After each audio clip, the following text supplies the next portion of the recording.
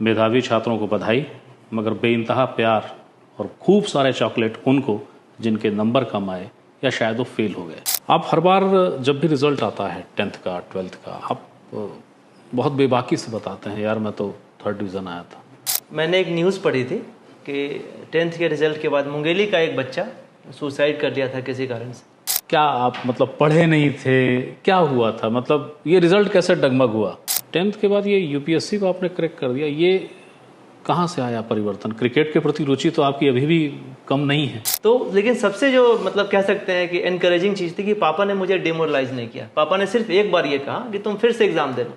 बहुत सारे एग्ज़ाम जो हम क्रैक करते हैं या उसका अध्ययन करते हैं, उन नंबरों का कहीं कोई बहुत खास महत्व होता है क्या यूपीएससी जैसे या बाकी एग्ज़ाम्स में?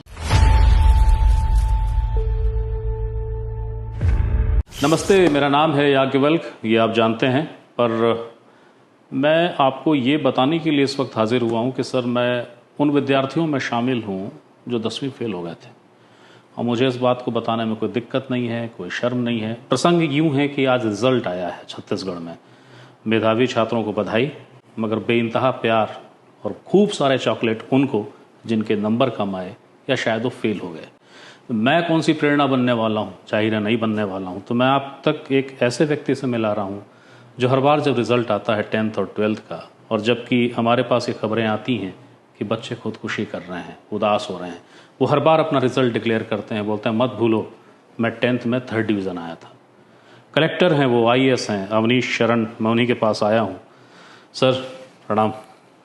नमस्कार। आप हर बार जब भी रिज़ल्ट आता है 10th का 12th का, आप बहुत बेबाकी से बताते हैं यार मैं तो 3rd डिवीज़न आया था। क्या है, क्यों पढ़ाई में उस समय आपका मन नहीं लगता था या कुछ और था, क्या था मामला? पहले उस रिज़ल्ट के बारे में बता दीजिए। रिज़ल्ट के बारे में सबसे पहले तो 10वीं और 12वीं का छत्तीसगढ़ बोर्ड का रिज़ल्ट आया, तो सभी जो भी बच्चे अच्छे नंबर लाए हैं उनको बहुत बहुत बधाई, शुभकामनाएं, क्योंकि यहीं से आपके समझिए करियर की शुरुआत होनी है। और जिन बच्चों के मार्क्स नहीं आए उनको भी शुभकामनाएं कि आगे आप बेहतर करें। प्रसंग ये है कि 2017 की बात है, मैंने एक न्यूज़ पढ़ी थी कि 10th के रिज़ल्ट के बाद मुंगेली का एक बच्चा सुसाइड कर लिया था किसी कारण से। और मुझे उस समय मतलब मैं कहीं दौरा कर रहा था, तो मुझे पढ़ के काफ़ी अफसोस हुआ। फिर ऑल ऑफ सडन मेरे दिमाग में आया कि मेरे भी तो ख़राब नंबर थे, बट मैंने सुसाइड नहीं किया था और आज मैं मतलब ठीक ठाक मुकाम पे हूँ। तो मैंने अपने मार्क्स वैसे ही शेयर कर दिए थे सोशल मीडिया में। कोई इंटेंशनली नहीं किया था, बट ऑल ऑफ सडन आया और फिर उसको इतना ज़्यादा मतलब लोगों ने पसंद किया, स्पेशली उन बच्चों ने जो कहीं ना कहीं जीवन के किसी मुकाम पे, स्पेशली 10th में, 12th में, ग्रेजुएशन में अच्छे नंबर नहीं लाते हैं, तो गलत स्टेप उठाते हैं, सुसाइड तक कर लेते हैं। तो मुझे काफ़ी ठीक लगा शेयर करना। 10th की अगर मैं बात कर लूँ, आप IAS हैं, कलेक्टर हैं, और भी कई जिलों के कलेक्टर आप रहे, मगर 10th की स्पेसिफिक बात करता हूँ। आपका वो रिज़ल्ट आपकी अच्छी भावना के साथ है, पर मेरी उत्सुकता ये है कि क्या आप मतलब पढ़े नहीं थे, क्या हुआ था, मतलब ये रिज़ल्ट कैसे डगमग हुआ? एक्चुअली क्या है, अगर ईमानदारी से बताऊँ तो पढ़ाई मैं करता नहीं था। और 10वीं बोर्ड के समय 1996 में मुझे ध्यान है, विल्स वर्ल्ड कप इंडिया में हुआ था, आपको याद होगा, जो श्रीलंका की टीम विनर हुई थी उसमें। तो मैं सारे डे नाइट मैच देखता था और कल होके सुबह में पेपर देता था। तो वैसे ही पढ़ाई नहीं की पूरे साल, और ये 1.5-2 महीने मैंने पूरे एग्ज़ाम मतलब एग्ज़ाम की तैयारी छोड़ के मैंने क्रिकेट मैच देखे, और वो भी डे नाइट मैच। तो पढ़ाई बिल्कुल नहीं हो पाई, रिवीजन नहीं हो पाया, और होना भी वही था रिजल्ट का। तो जैसे बच्चों में उत्सुकता होती है ना, मेरे में कोई उत्सुकता नहीं थी कि रिजल्ट का। मुझे लगा था कि फेल तो कर ही जाऊंगा, बट फेल नहीं किया।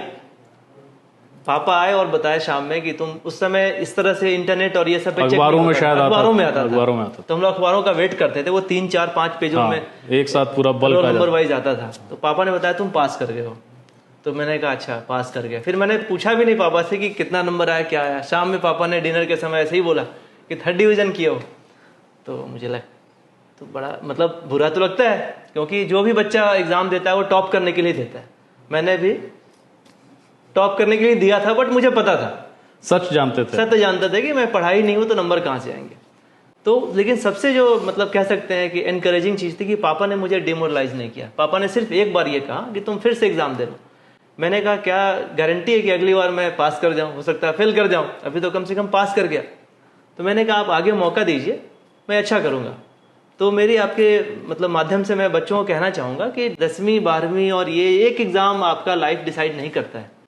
बस इतना होना चाहिए कि आपको अपने ऊपर भरोसा होना चाहिए या पेरेंट्स को भरोसा आपके ऊपर होना चाहिए।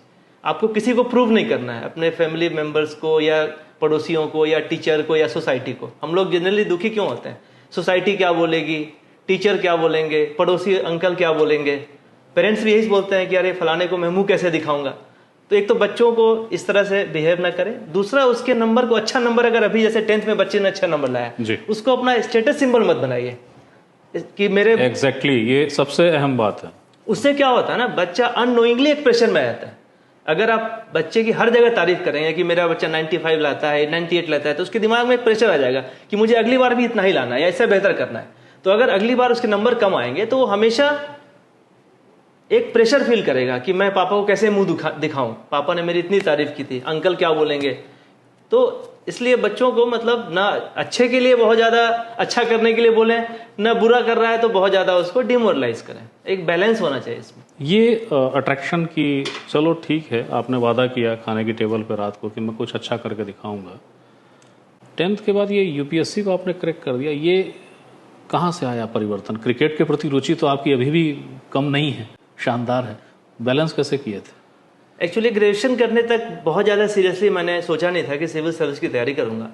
बट उसके बाद जो भी एग्जाम्स होते हैं वो मैं देने लगा था। जैसे सीडीएस मैंने दिया, सीपीएफ दिया, किसी का रिटर्न क्वालिफाई कर गया, किसी के फिजिकल क्वालिफाई कर गया, इंटरव्यू तक पहुंचा यूपीएससी में, सीपीएफ के इंटरव्यू तक। तो उससे एक मतलब कह सकते हैं कि एक प्रेरणा मिली और एक मतलब अंदर से कॉन्फिडेंस आया कि मैं कर सकता हूँ। तो उसी समय से मैंने सिविल सर्विस की तैयारी शुरू की। और एक घटना और हुई कि मेरे मतलब पड़ोस में एक बार डीएम आए थे, हम लोग देखने के लिए गए।